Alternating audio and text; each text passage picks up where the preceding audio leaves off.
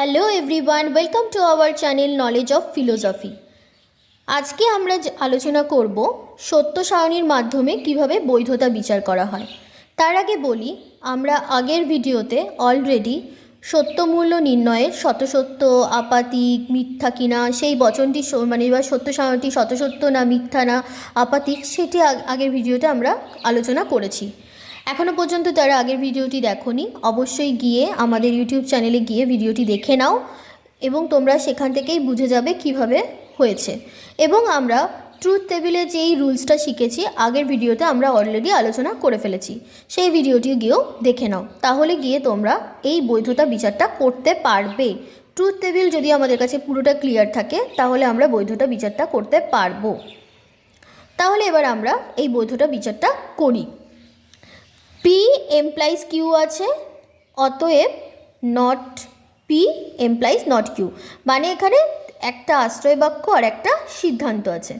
তো এটাকে আমরা বৈধতা বিচার করব। প্রথমত আমরা যেরকম P আর Q যেরকম প্রথম সারণী স্তম্ভ সাজাতে হয় তেমনি সাজাবো।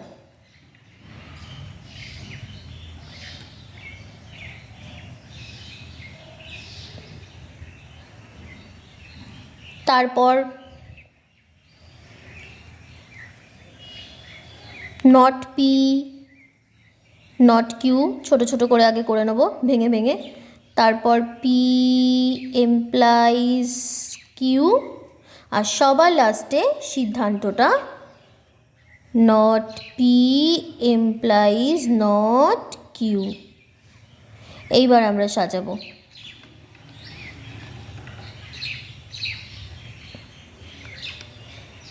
টি এফ এফ, এবার তারপরেরটা টি এফ টি এফ।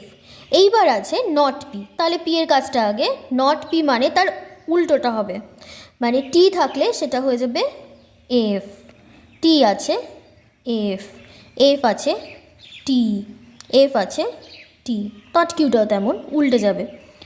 টি আছে এফ, এফ আছে টি, টি আছে এফ, এফ আছে টি। এইবার হচ্ছে আশ্রয় বাক্য P implies Q. P implies কিউর মধ্যে দেখব টি এমপ্লাইজ টিতে টি, টি এমপ্লাইজ এফে এফ, এফ এমপ্লাইজ টিতে টি, এফ এমপ্লাইজ এফে টি। মানে আমরা জানি টি এমপ্লাইজ এফেই শুধু এফ হয় আর বাদ বাকি সব টি হয়। তারপর not P implies not Q আছে। এই নট পি আর নট কিউর মধ্যে দেখব এফ এমপ্লাইজ এফে টি, এফ এমপ্লাইজ টি এ টি, টি এমপ্লাইজ এফে এফ, টি এমপ্লাইজ টিতে টি। এই ক্ষেত্রে আশ্রয় বাক্য সত্য, সিদ্ধান্ত মিথ্যা কোন সারণীতে আছে সেটা আগে আমরা জানব।